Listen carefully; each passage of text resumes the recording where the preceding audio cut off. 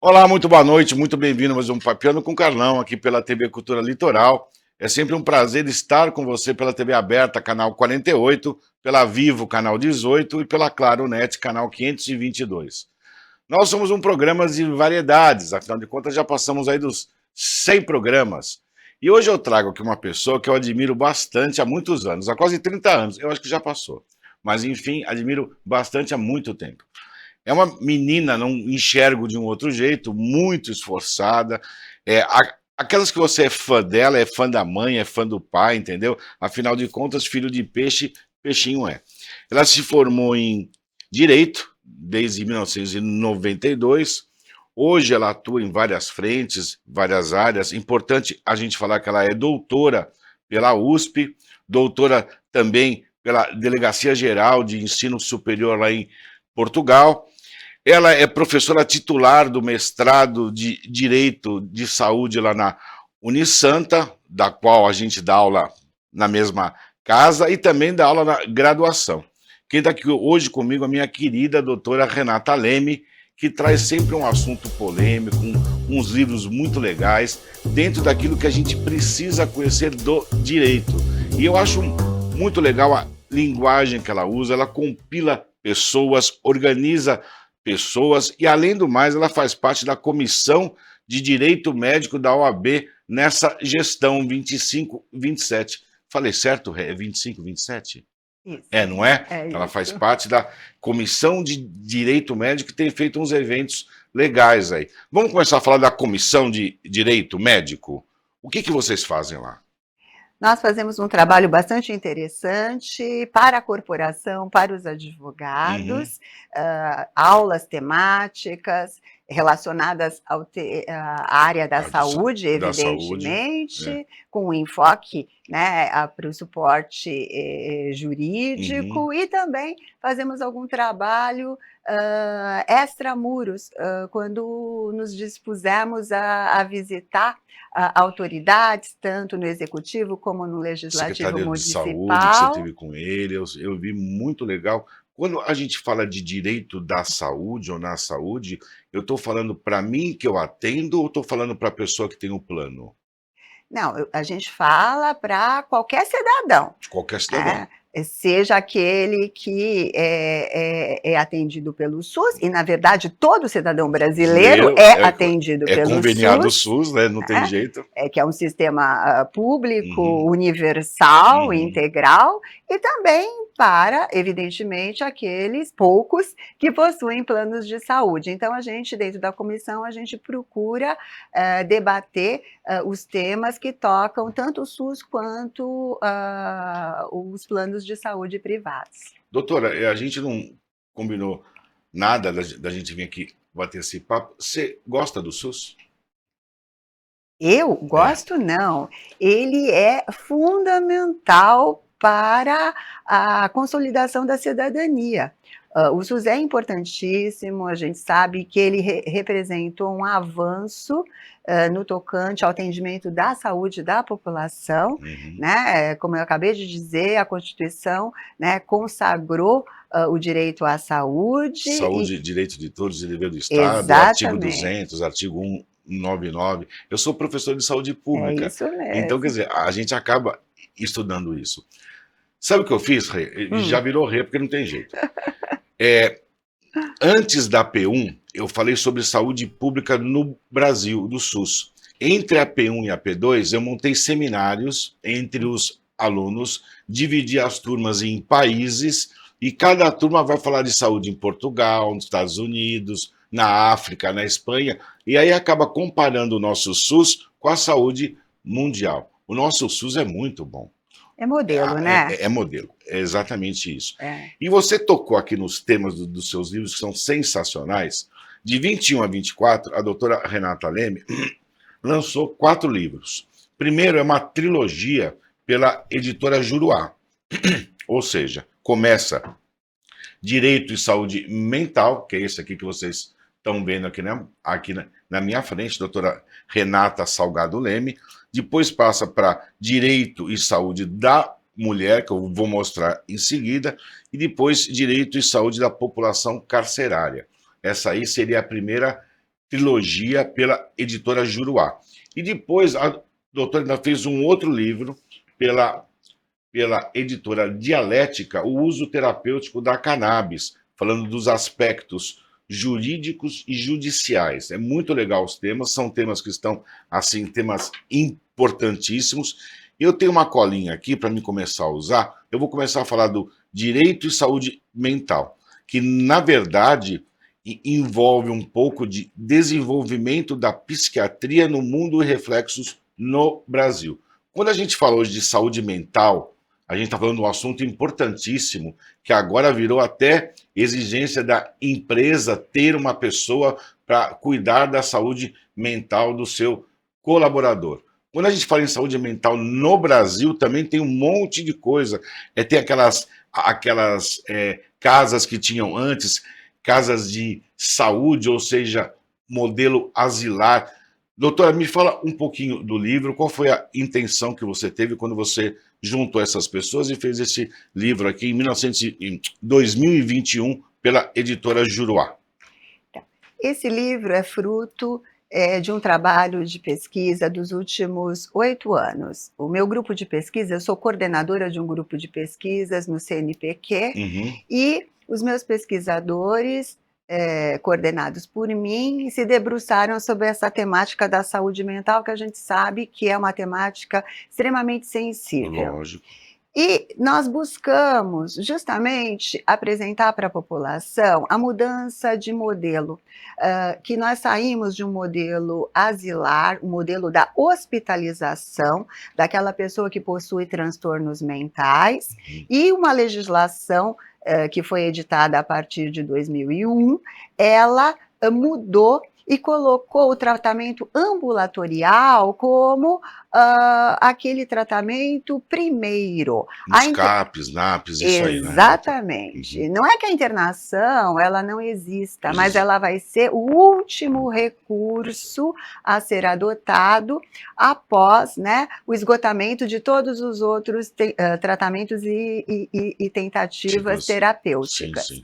Então a gente vai tratar nesse livro duas situações bastante emblemáticas, que eu acho que é a intervenção que aconteceu em 1989 da Casa Anchieta, aqui em Santos. Aqui em Santos, isso mesmo. Né? Atrás da Benê, não é? Que ficava ali aquele prédio ali, é isso? Exatamente. E que foi justamente para mudar esse paradigma do tratamento das pessoas com transtornos mentais. E um caso também que a gente trata, um capítulo particular, que é o caso do Damião Ximenes. Ximenes Lopes, né? A condenação no Brasil na Corte Interamericana de Direitos Humanos. Exatamente. O Brasil foi demandado na Corte Interamericana de Direitos Humanos e foi a primeira condenação que o Brasil teve, porque, não sei se todos sabem, Damião Ximenes é um cidadão cearense que possuía transtornos mentais e ele foi internado numa clínica conveniada ao SUS e,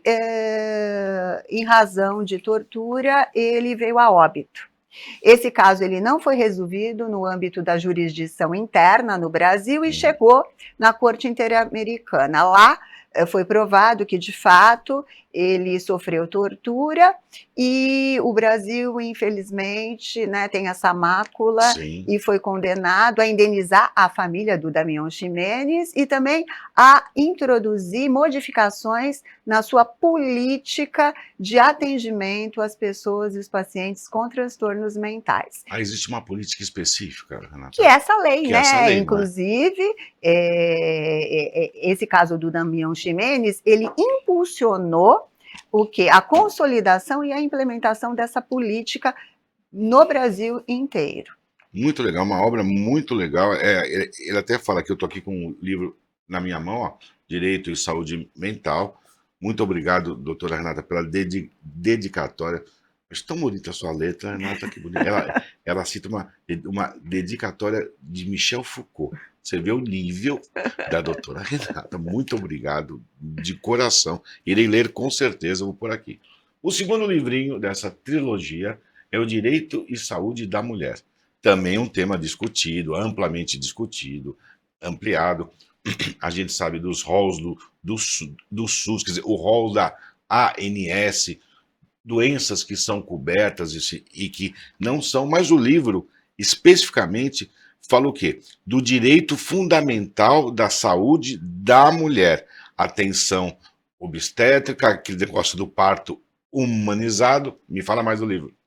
Então, a gente nesse livro, o que que a gente faz? A gente procura destacar que houve também uma mudança no tocante ao enfrentamento da questão da saúde da mulher, na medida em que, primeiro, a mulher era vista somente como gestante e parturiente, Uhum. mas isso também foi modificado em razão da implementação de uma política de atendimento à saúde integral da mulher. Então, a gente tem um capítulo específico sobre isso. Um capítulo específico sobre parto humanizado. Também trazemos a questão da mulher negra, que os índices de atendimento da mulher negra, eles são bem inferiores aos índices de atendimento da mulher branca no SUS. É verdade. Então, Não, eu não é, sabia disso. a gente traz também um capítulo que vai fazer uma leitura que a gente chama de interseccional, porque a gente vai trabalhar essa questão da saúde da mulher na perspectiva também da Que raça, trabalho né? legal, Renata. É, Eu nunca tinha pensado por esse aspecto, nunca tinha pensado nisso, não é. sabia disso mesmo. Infelizmente, a mulher negra, ela é menos assistida porque ela não chega ao SUS na mesma proporção das mulheres brancas, né? Então, o SUS é mais distante, né? O acesso à saúde da mulher negra é mais distante, seja por N questão motivos, de né? vários fatores, né, Sim, que a sim. distanciam mais do cuidado da sua saúde. E a gente também tem um capítulo sobre Violência violência doméstica, doméstica e intrafamiliar, que a gente sabe problema que recorrente, claro. é uma questão gravíssima, e Uhum. isso vai afetar a saúde da mulher em todos os sentidos, inclusive a saúde mental Você vê que aqui em das Santos teve a semana mulheres. passada um caso de uma moça que foi assassinada dentro de uma clínica médica? Você ficou sabendo Sim, de um fiquei caso assim? sabendo, e infelizmente, a despeito da legislação Uhum. de proteção da mulher, que a gente tem uma legislação que avançou, Sim, mas a despeito disso, a cultura machista ela ainda está muito arraigada. A é gente verdade. precisa trabalhar uma mudança de mentalidade da sociedade, não só do homem, das mulheres, de De todos, né? De todos. todos os cidadãos, para que a gente possa transformar a nossa realidade. E assusta um pouco, né, Renata? Eu fiquei tão assustado quando eu vi dentro de uma clínica, a gente não imagina a que ponto chega. E é um problema que ele está do nosso lado, né? Parece que a gente não Sim, enxerga isso, e o que a doutora falou é muito certinho. É um problema de todos nós, quer dizer, todo mundo tem que se preocupar com isso. No próximo bloco, venho com o terceiro livro da trilogia, venho com mais um livro aí, mas segura um pouquinho que a gente volta já já.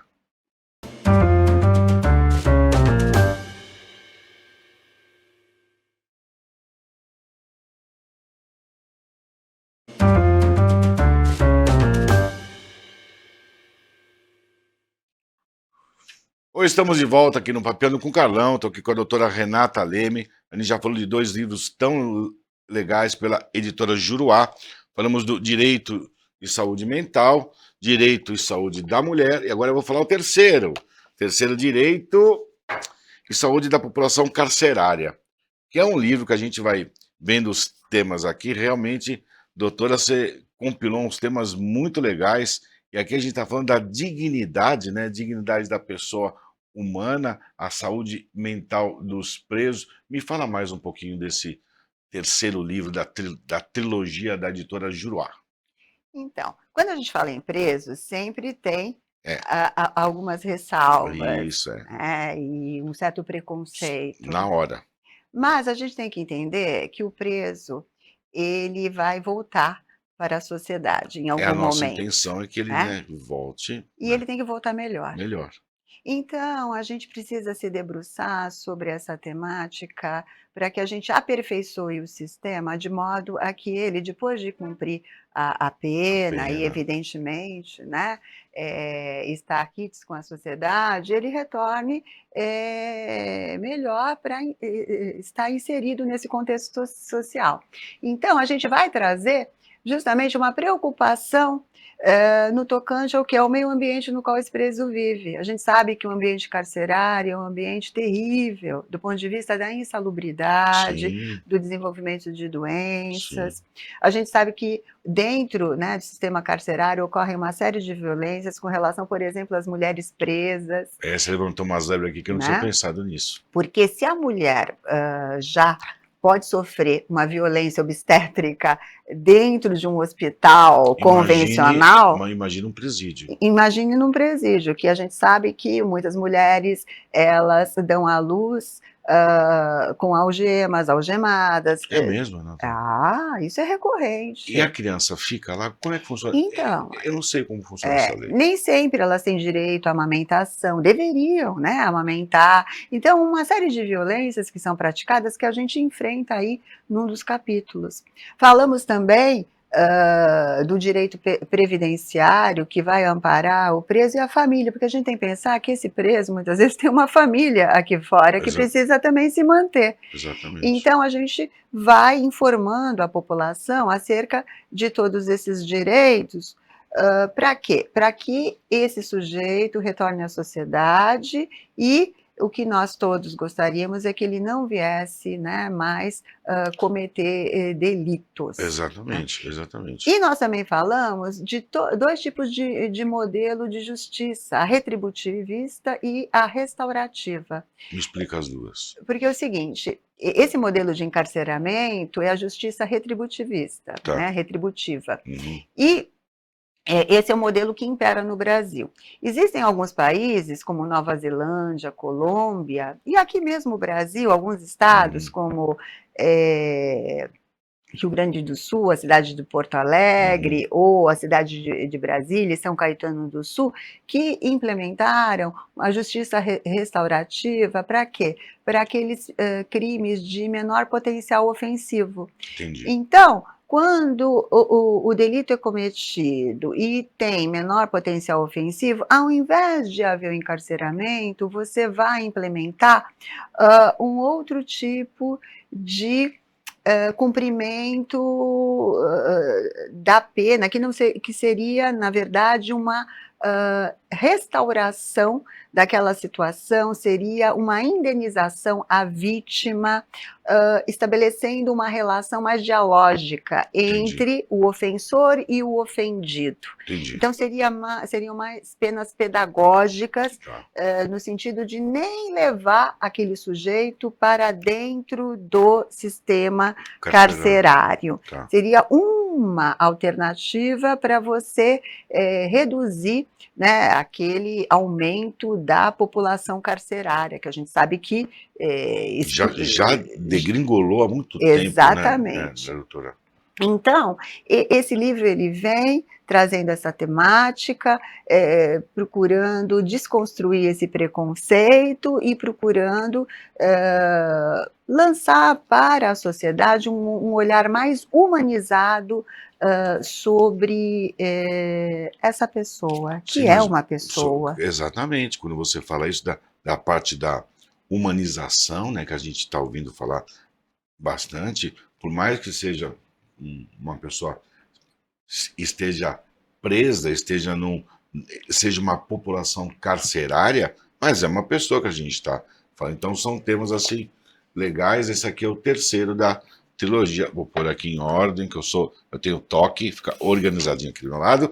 E o quarto livro, a gente vai estar falando sobre um assunto que levantou aí vários debates, teve vários assuntos, tem até um deputado da nossa região, o deputado Caio França, que fala bastante sobre esse tema, que foi sobre o cannabis medicinal. Mas ele consegue expressar a parte de regulamentação, não é exatamente isso? Me fala aqui do nosso quarto livro, nosso não, do seu quarto livro, que é o uso medicinal da cannabis sativa no Brasil. Um panorama geral, né, que consegue abordar bem a parte jurídica. Eu vou te falar da parte científica, pelo aquilo que eu já vi, entrevistei um pai de uma menina que chegava a ter 100 convulsões por semana.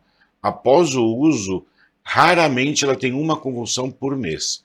Então, na dose terapêutica, aplicada por médicos, receitada da maneira correta, o resultado vem. Me fala sobre o aspecto jurídico. Então, o livro justamente ele tem esse objetivo, desmistificar essa questão. Porque Uhum. quando a gente fala em cannabis, a primeira, né, dúvida que vem: "Ai, será que isso é legal, não é Isso, vai usar legal?". maconha, né? Tem nada a ver, Nada a ver, né. nada a ver. É um princípio ativo que é extraído da planta Sim, e que é transformado em fármaco, sim, ponto, isso, tá. Também ele não serve para tratamento de todas as isso, doenças. lógico, Existe um rol de claro. doenças, né, que, onde há evidências científicas de que ele pode ser, utilizado. Mas quem vai decidir isso é o médico, né, Claro, é ele que é o prescritor. lógico. Bom, havendo prescrição, tá, o cidadão vai se dirigir à farmácia, porque já existem, né, Sim, medicações sim. que estão à venda nas Uhum, farmácias convencionais. uhum. Mas a gente sabe que essa medicação é uma medicação cara, ela não Muito. cabe no bolso de todo mundo. Não. Então, qual que é a grande luta agora? É tentar introduzir essa medicação, na farmácia do Do SUS, SUS. para que toda a Tem população acesso. tenha acesso. Então, o que que a gente destaca no livro? A gente destaca que não existe ainda uma lei federal Certinho. que introduz essa medicação no SUS. Então, ela não é acessível para toda a população. Existem legislações estaduais. O estado de São Paulo, por exemplo, promulgou uma lei agora em 2023, Uhum. um projeto de autoria do Do Caio Caio França, França. Só que essa lei, ela estabelece o fornecimento da no medicação estado. no estado de São Paulo, mas para 3 síndromes só. Ah, isso não Ela é uma fala. lei Muito muito restrita aqui. restrita, né, Certo. esclerose Múltipla, tuberosa, tuberosa. síndrome de Dravet Uhum. e Lennox-Gastaut. Então, Não tá infelizmente, esse leque aberto, não né? temos ainda esse leque aberto. Então, a luta é por isso. O que a gente tem, evidentemente, é uma regulamentação da comercialização dessa medicação que foi feita pela Anvisa. É por isso que essa medicação está disponível nas farmácias. Mas a luta agora é pelo acesso a Exatamente. todo cidadão e a toda a população. A nível federal, né, doutora? A Exatamente. nível Tem um federal. projeto de lei tramitando no Uhum, Congresso, uhum. mas ele não avançou, infelizmente. E aí, a gente vai fazer uma comparação do Brasil com Portugal, Sim. tá? Porque aí Esses livros também tem em Portugal, não tem? tem, Legal tem, essa coisa que você fez. tem. A editora mandou para lá também, não foi isso? Porque a editora ela tem Um uma base lá, tá. então ela distribui Que também legal, os Renata. livros lá, e eles fazem parte do acervo de todas as universidades de Portugal. Que legal, E Renata. também aqui no Brasil, eles foram adquiridos pelo STJ, Sim, pelos Tribunais Regionais que Federais e legal, pelo Supremo Tribunal Federal. A que gente teve legal. essa honra, né, Claro, de ter os nossos livros adquiridos pelas bibliotecas desses grandes tribunais aqui também do Brasil. Para muito a legal, gente viu? é uma honra, de Muito fato. legal. Vamos voltar a falar do cannabis? Vamos. Cannabis pode ser criança, idoso, pode ser. Sim, Tem faixa pode. etária, tem alguma coisa assim ou não? Não, ele tem sido utilizado, né, quando e Uhum. prescrito por médico para tratamento de, crianças, Sim, sim, né, das variadas, sim. síndromes, né, uma que é muito, né,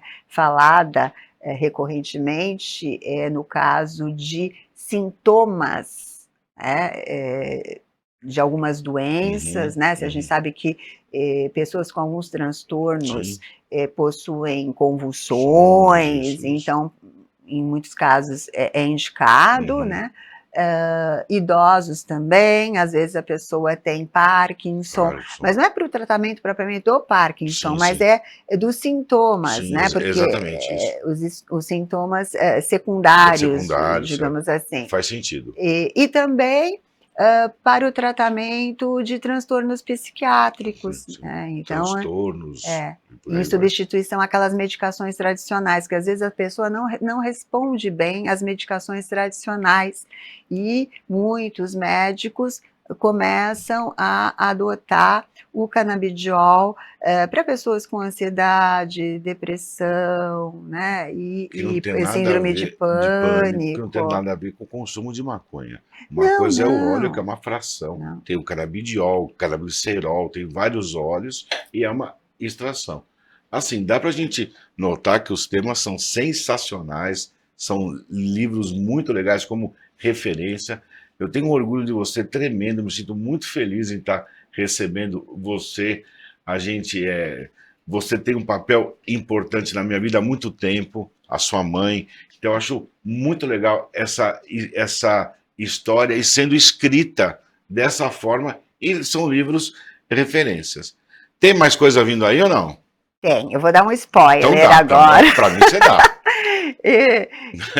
Tá assando no No forno, forninho. né, um novo livro, Uhum. temas em direito médico e da saúde, Que legal, hein? e aí nós estamos tratando de questões como, né, uma atualização sobre a regulamentação da cannabis no Brasil. Então, a Sim, gente tem um capítulo sim, específico certo. já atualizando coisas que já aconteceram após, né, a Uhum, publicação desse livro. uhum. Vamos falar um pouquinho de regulamentação da telemedicina no Brasil, Que legal. sobre regulamentação da inteligência artificial Artificial na área da da saúde saúde. no Brasil. Esse livro também trata de cuidados paliativos, trata também da regulamentação dos procedimentos cirúrgicos e estéticos realizados por dentistas, Ela tem que farmacêuticos, cutucar, olha. Ela tem que cutucar, biomédicos, então tem que a cutucar. Ela está regulamentação, né? cutucando, mas tudo bem. E também falamos nesse livro acerca dos direitos previdenciários dos profissionais da área da saúde. Sensacional. Eu sou ansioso, você sabe disso. Todo ansioso é gago, eu sou ansioso. Quando vier o livro, você vai ter que vir aqui. Pela Pela dialética. Eu dialética quero esse. ser o primeiro. Eu quero ser o primeiro a ver esse livro. É legal, né? Quando tem esses temas assim, tem uma pessoa que você admira. Doutora Renata Leme, Rê, obrigado por você ter vindo. Parabéns. Eu tenho orgulho de você tremendo. Quero que você volte e vamos esperar esse livrinho aí que está no forno, com certeza, que vai ser um livrão, porque o tema saúde a gente tem que estar sempre antenado. Obrigado por você ter vindo. Vou chamar de novo, tá? Posso? Posso chamar? Posso. Sim, Beijo no Glauco, beijo no filhão, beijo na mãe. Até a próxima. agradeço Olha a lá, viu? Aí, oportunidade. olha que legal. Ela vai lançar o livro aqui. Eu vou Mais uma grudar nela. vez. Você vai ver, ó. Beijo. Tchau, tchau. Valeu.